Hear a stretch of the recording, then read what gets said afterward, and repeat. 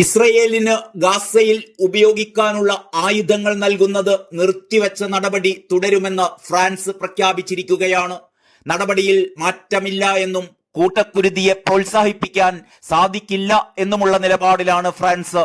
ഗാസയിൽ ഉപയോഗിക്കാൻ ആയുധങ്ങൾ നൽകിയാൽ അത് ദുരുപയോഗത്തിനുള്ള അനുവാദമാകുമെന്നാണ് ഫ്രാൻസ് പറയുന്നത്. എന്നാൽ ഫ്രാൻസിന്റെ ആയുധ നിരോധനത്തെ വിമർശിച്ച് ഇസ്രയേൽ രംഗത്തെത്തി. ഈ നടപടി അനുചിത സന്ദേശം നൽകുന്നതാണ് എന്ന് ഇസ്രയേൽ പ്രധാനമന്ത്രി ബെഞ്ചമിൻ നെതന്യാഹു പറഞ്ഞു. ഇത്തരക്കാരുടെ പിന്തുണ ഇല്ലാതെ തന്നെ വിജയം നേടുമെന്നും നെതന്യാഹു പറഞ്ഞു. ഇതിനിടെ ഇസ്രായേൽ ആക്രമണം കടുപ്പിച്ചതോടെ ലെബനനിൽ ആശുപത്രികൾ അടയ്ക്കുകയാണ്. 4 ആശുപത്രികൾ ഇതിനോടകം അടച്ചുപൂട്ടി കഴിഞ്ഞു. ആശുപത്രി ജീവനക്കാർക്കെതിരെ ആക്രമണം വ്യാപകമായ പശ്ചാത്തലത്തിലാണ് നടപടിയെന്ന് ലെബനൻ അധികൃതർ വ്യക്തമാക്കുന്നു.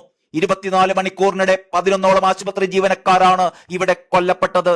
അതേസമയം ഒക്ടോബർ 7 ഹമാസ് ആക്രമണത്തിന്റെ 1-ാം വാർഷിക ദിനമാണ് എന്നിരിക്കെ കനത്ത ജാഗ്രതയിലാണ് ഇസ്രായേൽ.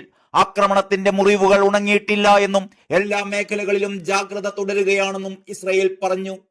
ഇതിനിടെ ലെബനനിലും ഗാസയിലും ഇസ്രായേൽ വ്യോമാക്രമണം കടുപ്പിച്ചിരിക്കുകയാണ് എന്നാണ് പുതിയ റിപ്പോർട്ടുകൾ. ആക്രമണത്തിൽ ബാധിക്കപ്പെട്ടവർക്ക് അഭയം നൽകിയിരുന്ന ഗസയിലെ പള്ളിയിൽ ഇസ്രായേൽ നടത്തിയ ബോംബാക്രമണത്തിൽ 18 പേരാണ് മരിച്ചത്. ഡെയറിൽ ബലാഹിയിലാണ് പള്ളി സ്ഥിതി ചെയ്യുന്നത്. ബെത്ലാഹിയിൽ ഇസ്രായേൽ നടത്തിയ ആക്രമണത്തിൽ 2 പേർ കൊല്ലപ്പെടുകയും ചെയ്തു. മരിച്ചവരിൽ ഒരു നവജാത ശിശുവും ഉൾപ്പെടുന്നു. 11 പേർക്കാണ് പരിക്കേറ്റത്. ലെബനന്റെ തലസ്ഥാനമായ ബെയ്റൂട്ടിൽ ഇന്നലെ അർദ്ധരാത്രിയിലാണ് കനത്ത വ്യോമാക്രമണം ആരംഭിച്ചത്.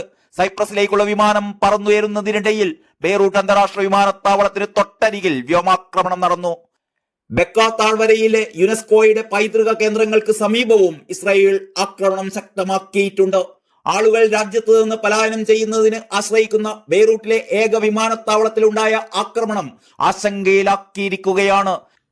ഇസ്രായേലി സൈന്യം താമസക്കാർക്ക് മുന്നറിയിപ്പ് നൽകിയിരുന്നുവെന്നും നിർബന്ധിച്ച് അവരെ പുറത്താക്കുകയാണെന്നുമാണ് താമസക്കാർ പറയുന്നത്. എന്നാൽ ഇസ്രായേൽ സൈന്യം എവിടെയാണ് ആക്രമണം നടത്തുന്നത് എന്ന കാര്യത്തിൽ തങ്ങൾക്ക് വലിയ വിശ്വാസമില്ലെന്നും ആളുകൾ പറയുന്നു. കാരണം ഒരു ഘട്ടത്തിൽ അവർ ഒരു കെട്ടിടത്തെ ആക്രമിക്കുമെന്ന് പറയും, എന്നാൽ അവർ മറ്റൊരു കെട്ടിടത്തെയാണ് ആക്രമിക്കുന്നത്. കഴിഞ്ഞയാഴ്ചക്കിടെ 10,000-കണക്കിന് പേരാണ് ബെയ്റൂട്ടിന്റെ തെക്കൻ പ്രാന്ത പ്രദേശങ്ങളിൽ നിന്ന് പലായനം ചെയ്തത്. ഇതിനിടെ ഇറാനെതിരെ തിരിച്ചടിക്കുമെന്ന് ഇസ്രായേൽ പ്രസിഡന്റ് ബെഞ്ചമിൻ നെതന്യാഹു പ്രഖ്യാപിച്ചു. ഇസ്രായേലിന്റെ ചരിത്രത്തിലെ ഏറ്റവും വലിയ മിസൈൽ ആക്രമണമാണ് ഇറാൻ കഴിഞ്ഞ ദിവസം നടത്തിയത്. ഇതിനെതിരെ വെറുതെ ഇരിക്കില്ല എന്ന് നെതന്യാഹു പറഞ്ഞു. ശനിയാഴ്ച വൈകിട്ട് രാജ്യത്തെ അഭിസംബോധന ചെയ്യുകയായിരുന്നു ഈ പ്രഖ്യാപനം.